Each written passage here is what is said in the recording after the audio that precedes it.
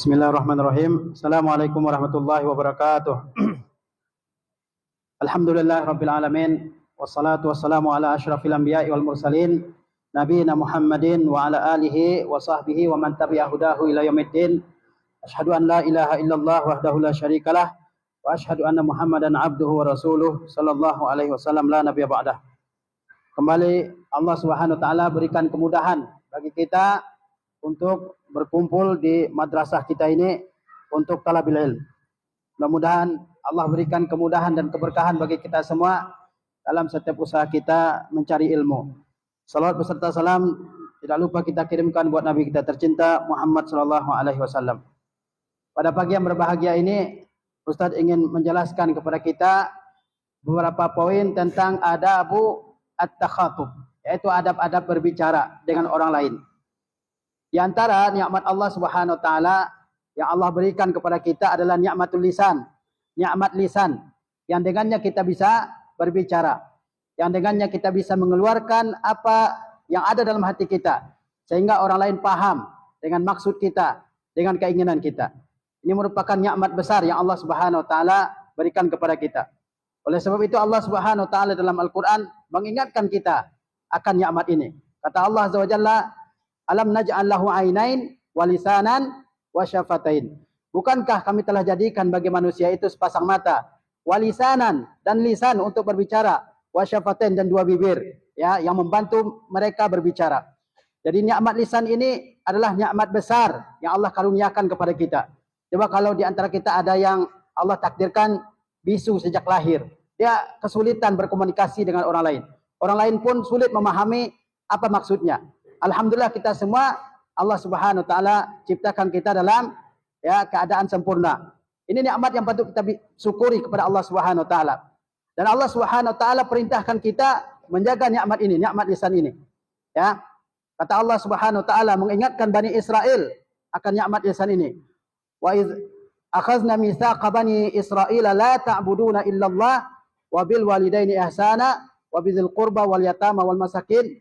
Kemudian selanjutnya kata Allah, wa qulu lin-nasi husna. Ingatlah tatkala kami ambil perjanjian dari Bani Israel melalui nabi mereka Musa alaihissalam, alla ta'budu illallah, agar kalian tidak beribadah kecuali kepada Allah, wa bil walidaini ihsana, dan berbuat baiklah kalian kepada kedua orang tua kalian. Ya, wa bidzil qurba wal yatama wal masakin, kepada karib kerabat kalian, ya, kepada anak-anak yatim, kepada orang-orang miskin juga kalian diperintahkan untuk berbuat baik. Selanjutnya kata Allah, wa qulu lin-nasi husna. Ucapkanlah ucapan yang baik kepada siapa? Kepada seluruh manusia. Allah enggak perintahkan ya Bani Israel untuk berbicara dengan pembicaraan yang baik kepada sekelompok tertentu manusia, tidak. Tapi apa? Kepada segenap manusia. Ya, wa qulu lin-nasi husna. Dan perintah kepada mereka juga perintah kepada kita, umat Islam, umatnya Rasulullah SAW. Kita juga diperintahkan untuk berkata dengan perkataan yang baik. Berucap dengan ucapan yang baik, ya, tidak asal ngomong, tidak asal berbicara. Yang penting saya ngomong, nggak tahu. Jangan seperti kata orang Mesir, ul kalimat takwamshi, ya, ngomong terusnya kamu pergi, nggak peduli apa yang terjadi. Nggak boleh begitu. Seorang Muslim harus memperhatikan ya apa yang akan dia bicarakan, harus dia pikirkan apa yang akan dia bicarakan. Ya, itu ciri orang mukmin, ciri orang Muslim sejati. Ya, lisannya bisa dia jaga. Rasulullah SAW mengingatkan kita agar kita menjaga lisan kita ini, menjaga ucapan kita ini. Kata beliau dalam hadis yang semua kita sudah hafal mungkin, man kana yu'minu billahi wal yaumil akhir falyaqul khairan aw liyasmut. Barang siapa yang beriman kepada Allah dan kepada hari akhir, falyaqul khairan, ucapkanlah ucapan yang baik, aw liyasmut, ataupun diam. Kalau tidak bisa berucap dengan ucapan yang baik, diam, ya, sehingga tidak mendatangkan dosa, sehingga tidak mendatangkan masalah, tidak membuat orang sakit hati. Jangan asal ngomong. Ya, Rasulullah SAW bersabda, man samata naja. Barang siapa yang diam dari ucapan-ucapan yang buruk, dia selamat. Selamat dari siksa Allah, selamat dari kejahatan orang lain. Oleh sebab itu kita mesti memperhatikan ucapan kita ini. Ya, di antara hal yang harus kita perhatikan dalam berbicara, pertama, ya, jauhi kata-kata yang sia-sia, yang di situ tidak ada pahalanya, bahkan mendatangkan dosa bagi kita semua. Allah Subhanahu wa taala memuji orang-orang mukminin di dalam Al-Qur'anul Karim. Kata Allah, qad aflahal mu'minun. Sesungguhnya telah beruntunglah orang-orang yang beriman kepada Allah Subhanahu wa taala. Kemudian Allah sebutkan di antara sifat orang-orang mukmin. Apa itu? Wallazina hum anil lagwi mu'ridun. Mereka berpaling dari ucapan sia-sia, ucapan yang tidak ada gunanya, ya. Ucapan yang tidak ada gunanya. Kita tahu itu tidak berguna, tidak mendatangkan pahala. Ini seharusnya kita jauhi sebagai seorang mukmin, ya. Karena ucapan kita ini dicatat oleh Allah Subhanahu wa taala, ma yalfizu min qaulin illa ladaihi raqibun atid. Ini perhatikan ucapan kita ini. Ucapan yang sia-sia jangan diucapkan, ya, karena dia bisa membawa kepada dosa. Dalam ayat yang lain Allah Subhanahu wa taala mengatakan, wa iza sami'ul lagwa a'radu an. Kalau mereka mendengar al-lagu, yaitu kata-kata yang sia-sia, enggak ada kebaikan di dalamnya, mereka berpaling darinya. Ya. Kemudian juga penting bagi kita memperhatikan, jangan terlalu sering berbicara, terlalu banyak berbicara. Ya, ini bukan hal yang baik, bukan hal yang dipuji. Oleh sebab itu kata Rasulullah SAW, inna min ahabbikum ilayya wa aqrabakum minni majlisan yaumal qiyamah ahasinukum akhlaqan. Sesungguhnya orang yang termasuk paling aku cintai, paling dekat tempat duduknya denganku pada hari kiamat, siapa? Ahasinukum akhlaqa. Orang yang paling baik di antara kalian akhlaknya. Wa inna abghadakum ilayya. Kata Rasulullah selanjutnya, dan orang yang paling aku benci, wa ab'adakum minni majlisan yaumal qiyamah, dan paling jauh tempat duduknya dariku pada hari kiamat. Siapa orang tersebut? Yang paling dibenci Rasulullah, paling tidak disukai Rasulullah, dan paling jauh tempat duduknya dari Rasulullah pada hari kiamat. Siapa itu? As-sarsarun. Yaitu orang yang terlalu banyak ngomong terus, ya, dari datang sampai pulang ngomong terus. Guru lagi menerangkan dia ngomong, lagi di masjid ngomong, di tempat wudhu masih ngomong aja, nggak pernah berhenti mulutnya ngomong. Ya, ini namanya as-sarsarun, orang yang terlalu banyak bicara. Yang dibicarakan itu bukan hal-hal yang bermanfaat, hal-hal yang sia-sia. Ini harus dihindari nih. Kita ini talibul ilmi, tullabul ilmi, ya, penuntut ilmu. Yang keluar dari mulut kita harusnya ucapan-ucapan yang baik. Jangan ngomong terus, ya. Yang ikhwan itu terutama nih. Ya, di masjid lagi wudhu, ya, masih ngobrol aja. Padahal itu adalah waktu kita beribadah kepada Allah Subhanahu wa taala. Kata Rasulullah SAW, siapa orang paling dibenci Rasulullah di hari kiamat? Ya, di antaranya as-sarsarun, orang yang terlalu banyak berbicara. Wal mutasyaddiqun, yang berlebihan bicaranya. Ya, ucapannya difasih-fasihkan, ya. Ini juga dibenci. Wal mutafaiqihun, yaitu orang yang sombong dalam pembicaraannya. Jangan menyombongkan ilmu, menyombongkan diri, menyombongkan harta benda dalam pembicaraannya. Ini tidak dicintai oleh Rasulullah sallallahu alaihi wasallam, ya. Ingatlah bahwa satu ucapan yang kita ucapkan bisa mengantarkan kita ke surga, bisa juga membawa kita ke neraka. Oleh sebab itu kata Rasulullah SAW kepada Muaz ibn Jabal, ya Muaz, wa hal yaqubbun nasa fin nari ala wujuhihim aw ala manakhirihim illa hasaidu alsinatihim. Wahai Muaz, tidak ada yang menceburkan manusia ke neraka, ya, melalui wajah-wajah mereka, wajahnya ditenggelamkan terlebih dahulu ke neraka, atau hidungnya, illa hasaidu alsinatihim, kecuali buah dari ucapan mereka.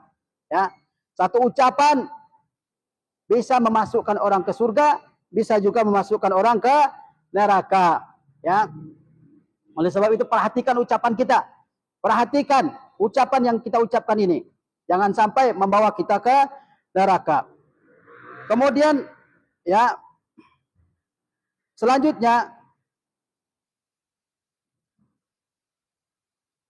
penting bagi kita untuk, ya, berbicara yang baik ataupun kita diam. Kata Allah Subhanahu wa taala, la khaira fi katsirin min najwahum illa man amara bi shadaqatin aw ma'rufin aw islahin bainan nas. Tidak ada kebaikan pada kebanyakan bisikan-bisikan mereka. Biasanya orang bisik-bisik itu yang dibisikkan apa? Hal-hal yang buruk, ya. Jarang yang baik. Maka kata Allah, tidak ada kebaikan pada kebanyakan yang diperbisikkan oleh manusia, kecuali orang yang memerintahkan bersedekah atau memerintahkan yang ma'ruf atau mendamaikan sesama manusia. Ya. Maka kita harus perhatikan ucapan kita ini. Kalau kita bisa berucap dengan ucapan yang baik, maka silakan. Tapi kalau tidak, maka jauhi. Diam lebih baik. Ya, seperti saya katakan tadi, Rasulullah SAW memerintahkan kita berbicara yang baik. Kalaupun tidak bisa, kita diam. Kemudian jauhi semua yang buruk dalam ucapan. Entah itu bentuknya makian, hinaan, celaan, laknat, kata-kata kotor, ya, nama-nama binatang dalam ucapan, ini harus dijauhi. Manggil temannya dengan nama hewan, ya, meskipun dipelesetkan sedikit, tapi tetap itu adalah ucapan yang buruk. Kata Rasulullah SAW, laisal mu'min bitta'an, walal la'an, walal fahish, walal bazi.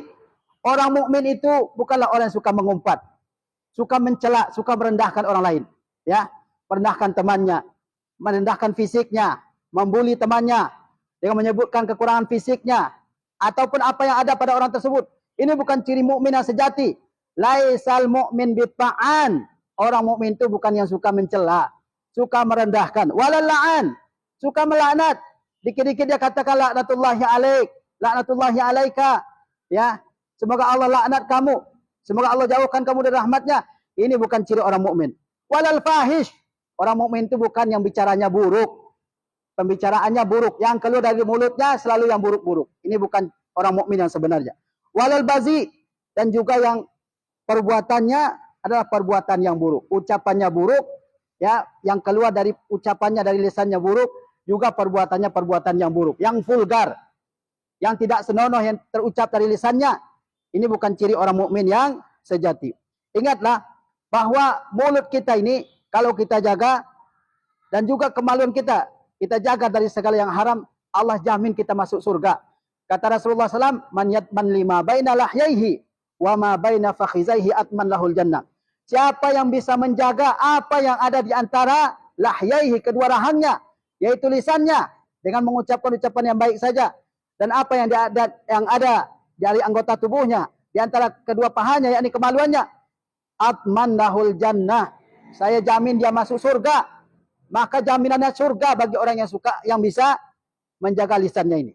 Jaga lisan kita, balasannya tidak hanya keselamatan dari kejahatan orang lain, tapi balasannya adalah surga. Ya. Kemudian, ya,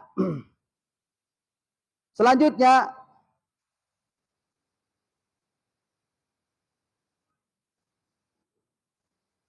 Allah Subhanahu wa taala juga memerintahkan kita dalam ayat-ayat yang lain untuk berkata-kata yang benar. Di antaranya Allah Subhanahu wa taala berfirman, ya, ya ayyuhallazina amanu taqullaha wa qulu qaulan sadida. Wahai orang-orang yang beriman, takutlah kalian kepada Allah, kerjakan perintahnya, jauhi larangannya, demi mengharapkan balasannya dan takut akan siksanya. Kemudian kata Allah, wa qulu qaulan sadida, ucapkan ucapan yang baik, ya, kepada siapa saja, kepada siapa saja, ya. Bahkan dalam Al-Quran Allah sebutkan juga kepada siapa kita harus berbicara dengan yang baik. Kepada kedua orang tua kita, ya. Kata Allah Subhanahu wa taala, wala tanharhuma wa qul lahuma qaulan karima. Jangan bentak kedua orang tuamu, ya. Dan ucapkan ucapan yang mulia kepada kedua orang tuamu.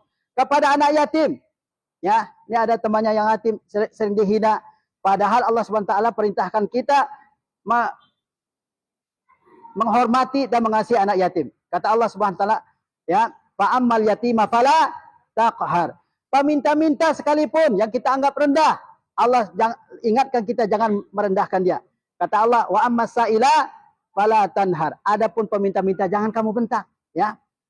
Adapun peminta-minta jangan dibentak. Adapun anak yatim maka hormati, ya. Peminta sedekah sekalipun, ya, kita wajib dihormati. Kata Allah SWT, qaulun ma'rufun wa maghfiratun khairum min sadaqatin yatba'uha aza. Ucapan yang baik, doa lebih baik daripada sedekah tapi mencela orang, ya. Apalagi kepada teman-teman yang sehari-harinya bersama kita di sekolah, maka ucapkan ucapan yang baik, ucapan-ucapan yang tidak menyinggung perasaan orang lain, yang tidak menimbulkan pertengkaran. Ini penting bagi kita, ya. Kemudian, ya, jangan bertengkar. Jangan bertengkar dengan teman, mendebatkan sesuatu. Rasulullah SAW bersabda, "Ana za'imun bi baitin fi rabadil jannah liman tarakal mira' wa in kana muhiqqa." Saya jamin seseorang dapat rumah di pinggir surga, dapat rumah di pinggir surga bagi yang meninggalkan perdebatan walaupun dia di pihak yang menang. Walaupun dia di pihak yang benar. Jangan debat, karena debat itu akan menimbulkan ya kebencian dalam hati, menimbulkan rasa tidak suka kepada teman dalam hati. Enggak usah debat, ya. Kemudian kata Rasulullah selanjutnya, wa bi baitin fi wasatil jannah liman tarakal kadzib. Aku jamin rumah di tengah surga bagi yang bisa meninggalkan kebohongan. Jangan bohong. Di antara adab yang harus kita jaga dalam pembicaraan adalah jujur dalam pembicaraan. Jangan bohong sama sekali. Ya, katakan yang ada. Wa in kana mazihan, walaupun dia bohong ya dengan maksud bercanda, enggak boleh. Walaupun maksudnya bercanda kepada teman, tidak boleh. Kemudian kata Rasulullah selanjutnya, wa bi baitin fi a'lal jannah liman hasuna khuluquhu. Dan saya jamin rumah tertinggi di surga bagi siapa? Bagi orang-orang yang baik akhlaknya. Kemudian juga tawadhu dalam berbicara. Penting bagi kita untuk tawadhu. Jangan menyombongkan diri, jangan menyombongkan ilmu, jangan menyombongkan ketampanan, kecantikan, jangan menyombongkan keluarga bapak dan ibu. Semuanya adalah nikmat dari Allah Subhanahu wa taala yang Allah akan ambil ketika dia menghendakinya. Kata Rasulullah SAW, wa innallaha auha ilayya an tawaba'u. Kata Rasulullah, Allah telah wahyukan kepadaku agar kalian tawadhu, saling merendahkan hati, hatta la yafkhara ahadun ala ahad, sehingga tidak ada seorang yang membanggakan dirinya kepada orang lain. Wala yabghi ahadun ala ahad, tidak ada seorang yang menzalimi orang lain, ya. Kemudian diantaranya juga, ya, panggil teman dengan panggilan yang baik. Dia diberi nama yang baik oleh bapak ibunya, ya, panggil namanya. Jangan manggil nama teman dengan panggilan-panggilan yang jelek. Diubah namanya jadi nama-nama yang jelek. Bahkan bapak temannya ini yang dipanggil. Ya. Kata Allah SWT, wala tanabazu bil alqab. Janganlah kalian saling memanggil dengan panggilan-panggilan yang mengandung kejelekan. Jangan memanggil orang dengan panggilan-panggilan yang jelek. Kita nggak suka kalau orang manggil kita dengan panggilan jelek. Demikian pula orang lain. Ya. Maka jangan kita menjadi penyebab orang lain memanggil kita dengan panggilan yang jelek. Panggil namanya. Siapa namanya? Panggil namanya. Namanya yang ma'ruf. Ya. Jangan panggil dengan panggilan yang jelek. Ini adalah kebiasaan, ya, yang ada pada sebagian anak-anak muda pada zaman sekarang ini. Ngasih nama-nama yang jelek, panggilan-panggilan jelek kepada temannya, ya. Ini tidak boleh. Allah ingatkan kita, wala tanabazu. Janganlah kalian saling memanggil dengan panggilan yang jelek. Ya, kita diciptakan oleh Allah sebagai manusia yang mulia. Walaqad karamna bani Adam. Kami telah muliakan manusia. Jangan dipanggil dengan nama-nama hewan, nama-nama binatang. Enggak ada hebatnya sama sekali. Ya, apalagi kita ini santri, pelajar, ya. Orang-orang yang setiap hari menghafal Quran, menghafal hadis Nabi, masa yang keluar dari ucapannya ucapan yang jelek? Ya, maka harus diperhatikan ini.